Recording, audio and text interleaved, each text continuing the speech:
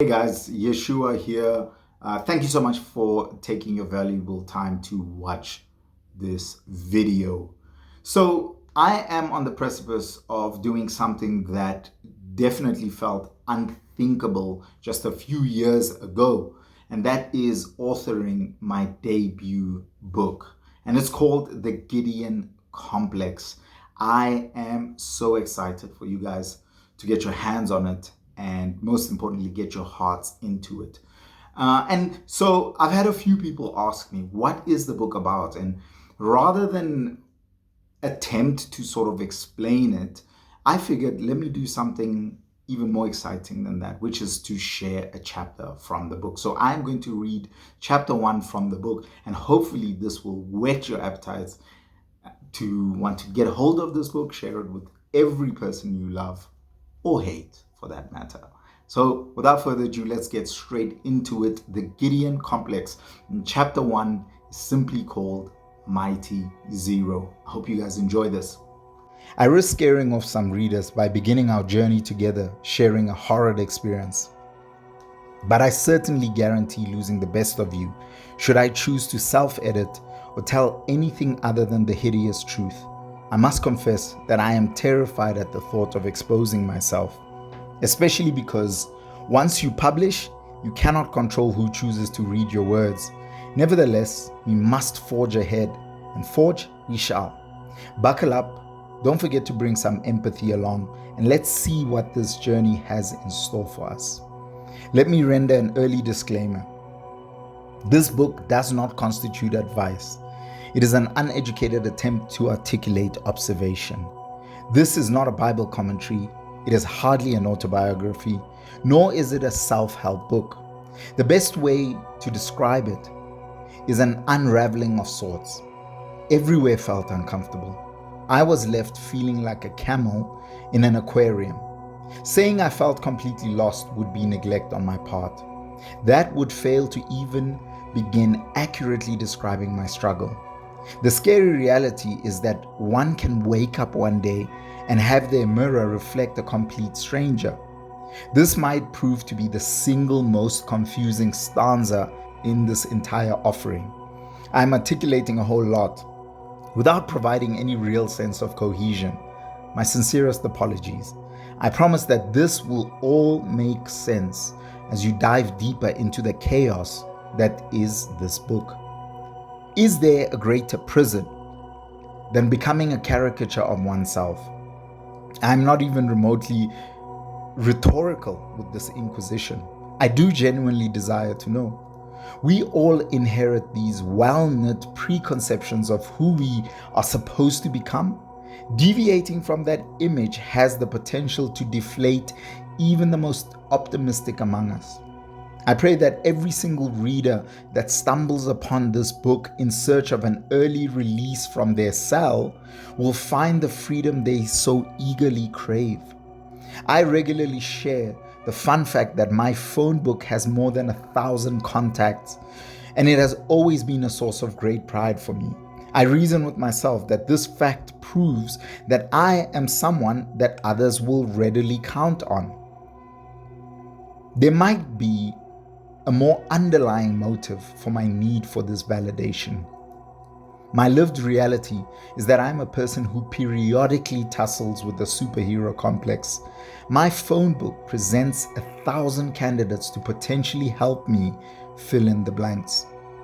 January 2024, I discover that my wife is with child and that I'm going to be a father. The waves of emotion that wash over me are indescribable. And in that moment, I am delighted to be drowning.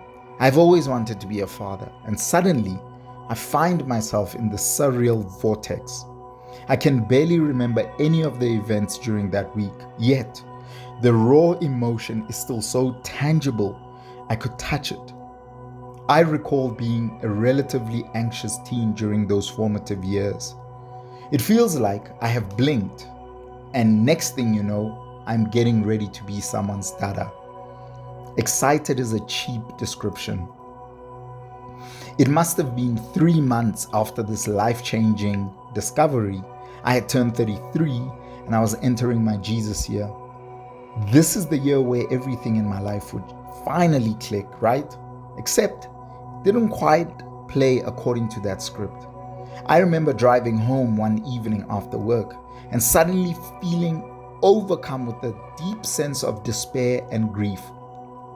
Tears streamed down my face, and right then on the highway, a thought glides into my mind. Everyone's life would be significantly better if this truck takes me out and I die tonight. I am especially saddened by the knowledge that this experience is not rare. The rate of suicides across the globe suggests that there are a whole host of people who are going through a similar tension. Far too many people take that horrific next step. Perhaps they know that they need help, but don't even know where to locate that help. I definitely learned something that day.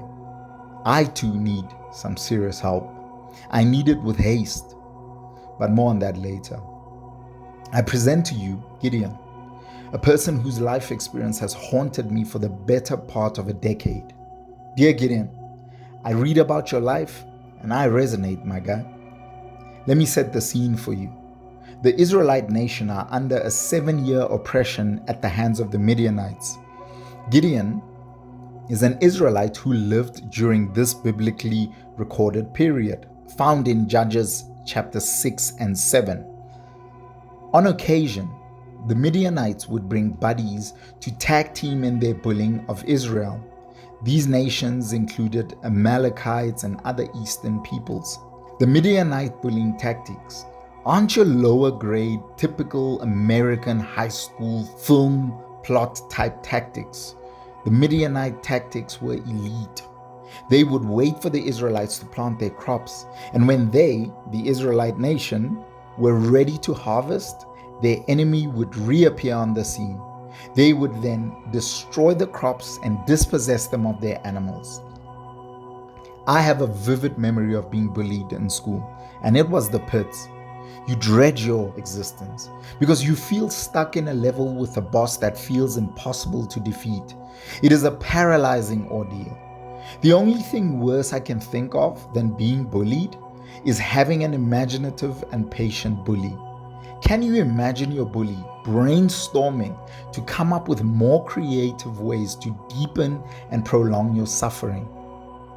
All the tactics employed by the Midianite nation prove effective enough to get the Israelite people fleeing into caves and dens in the surrounding mountains. This suffering leads them to cry out to God, who hears them and sends a prophet to explain the reason for their plight. The Israelite people have a problem. It's a serious problem, and they are repeat offenders. The Lord keeps delivering them from their enemies, yet they conveniently forget and repeatedly go against God's commands to them. They keep crawling back to the very idols God delivers them from. You catch the drift? This cycle is so common for them, so embedded in their history, it is almost hereditary. But God being God and Him loving the Israelites with an undying love, decides to rescue them again. This time using a young man named Gideon. Stick with me here. The context is important. One day, an angel arrives on the scene.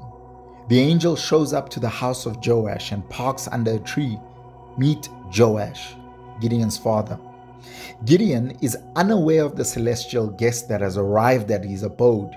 He is threshing wheat at the bottom of a wine press in an attempt to hide it from the bully, the Midianites. Pause. Now, I have toiled for the last decade attempting to understand this action, the threshing of wheat in a wine press. I will try to explain it to you as best as I can. Resume. A wine press has one primary function. You guessed it. It is crafted with the sole purpose of crushing grapes that ferment into wine. I have had the luxury of touring some vineyards in the Western Cape, South Africa. On one of these occasions, we got a behind-the-scenes look in the process of wine pressing, and it is safe to say that it is far more complex than one would naturally assume. This goes to show the lengths that human people will go to enjoy some good old-fashioned jolly juice. The threshing of wheat is a process that was historically actioned outdoors. I implore you to go and look at some video footage of what this process looks like. It is quite cool. The wheat is initially crushed, then placed into a basket.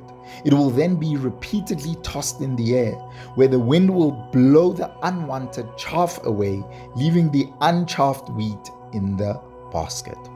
In Gideon's context, choosing to thresh wheat in a wine press would have served to slow him down significantly without the assistance of the aforementioned wind.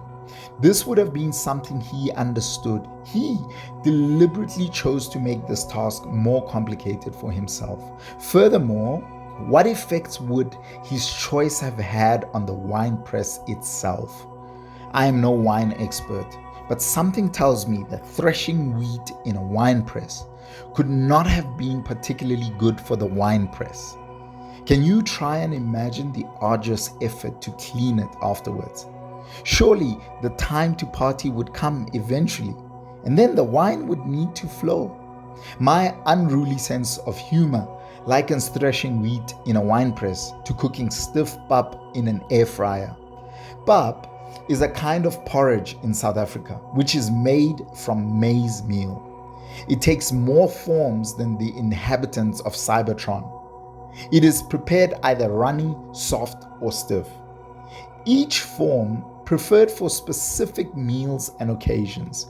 In South Africa, the skill of cooking pap is worthy of high praise, and all South Africans would agree that it should be included in the Olympics. The manner in which you prepare pap, or the possession of the skill itself, says a lot about a person's character traits. It can be the difference between marrying the person of your dreams and settling for the shameful creatures who cannot cook pap. Disclaimer, I am the captain of the shameful people. Jokes aside, cooking pap is an extreme sport where I come from. I pray that the Lord will send a tutor someday to help me realize this lifelong dream. Can you imagine someone cooking stiff pap in your air fryer? These are exactly the type of people Jesus will not acknowledge on the day of reckoning. You did what? Get behind me, Satan. I did not know you. Peter, please pass me some of the manna in my air fryer.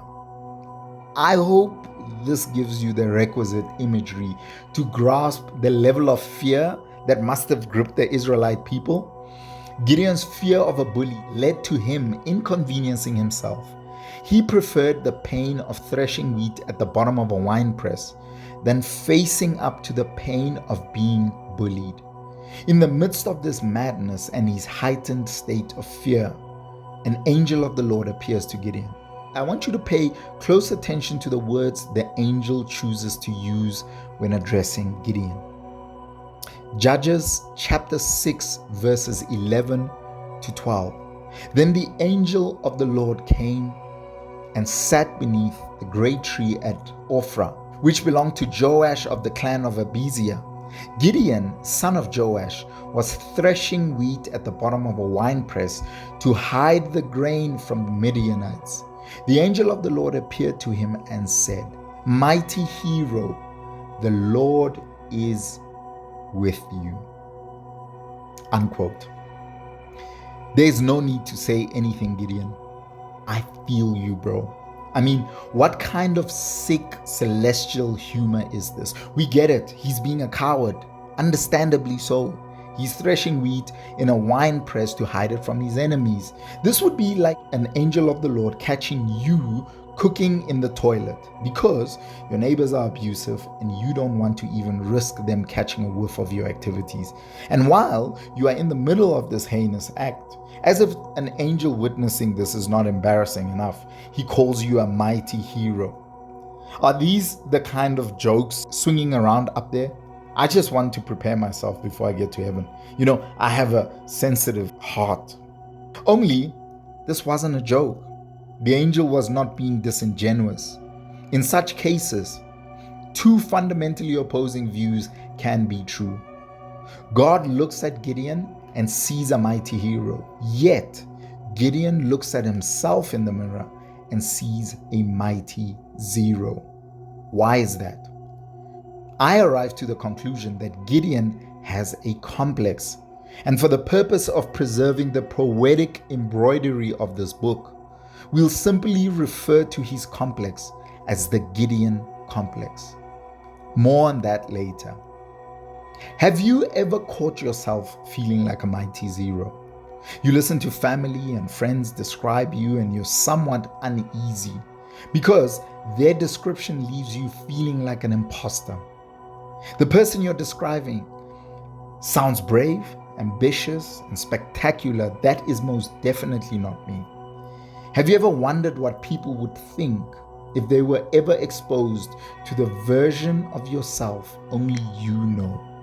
This so-called identity crisis only seems rare because of people's silence. The more I get to know people, the more I realize that I do not. And the more I notice how hard they toil with the upkeep of their image. No judgment from me, I understand. Have you ever felt like you are suffering from imposter syndrome?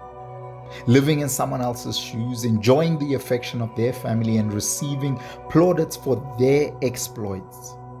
You are not alone. There are many walking among you with these same struggles, living with a complex, a view of themselves that has a profound impact on their lives. As you make your way through this book, handling the sensitive inner workings of Gideon's and my life, I implore you to wear a lens of empathy. Forgive us for our missteps and failures, our reluctance to learn obvious lessons, our obsession with holding on to limiting beliefs.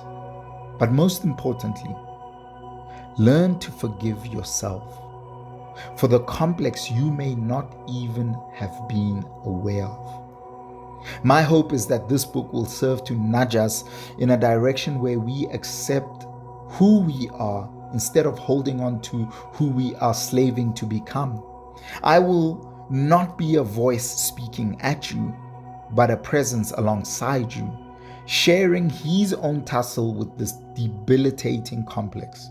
If you are blessed enough to be a person that has already walked said journey, I pray that this book would inspire you to see people as they are, where they are, and that you would accept them as such. That you would inherit the patient care necessary to disciple a person into a healthy perspective of themselves. Enjoy the humor, embrace the tragedy, and open your heart to the supernatural. God bless.